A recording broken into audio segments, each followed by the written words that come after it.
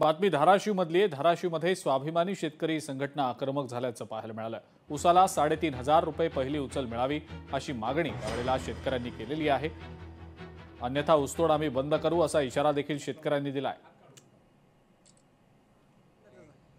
आमची उसाला 3500 रुपये भाव द्यावा ही मागणी आहे आणि जोपर्यंत उसाला 3500 भाव मिळत नाही तोपर्यंत आम्ही आंदोलन हे सुरू ठेवणार आहे। त्याच्यावर प्रशासनाने कुठलंही लक्ष दिले नाही। मला वाटतं कारखानदाराच्या बाजूनच प्रशासन आहे का, शेतकऱ्याच्या बाजूने नाही का? एका बाजूला शेतकऱ्याच्या बाजूने म्हणतात परंतु शेतकऱ्या बाजूने प्रशासन नाही आहे, हे आज आम्हाला सांगू इच्छितो। आमचं मागणं आहे उसाला पहिली उचल कारखानदाराने 3500 रुपये जाहीर केले पाहिजे। कारण की या धाराशिव जिल्ह्यामध्ये नावलौकिक मिळवलेले नॅचरल सारखे कारखाने आहेत, ते आज गप्प आहेत।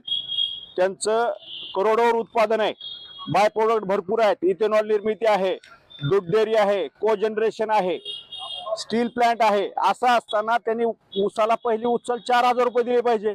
येवन राज्यात सगळ्या यंत्रणा ज्या वसंतदादा शुगर इन्स्टिट्यूट असेल ह्या सगळ्यांना साखळी करून खऱ्या अर्थानं शेतकऱ्याची लूट करायचं ठरवल्यासारखं झालेलं आहे। जिल्हाधिकाऱ्यांना निवेदन दिलं ते दखल घ्यायला तयार नाहीत, मुख्यमंत्र्याला विषय माहीत असताना ते दखल घ्यायला तयार नाहीत। आता शेतकऱ्यांना दांडकं घेतल्याशिवाय ह्यांना शेतकऱ्याकडे लक्ष द्यायचं नाही हे असं त्यांना ठरवल्यासारखं दिसतंय।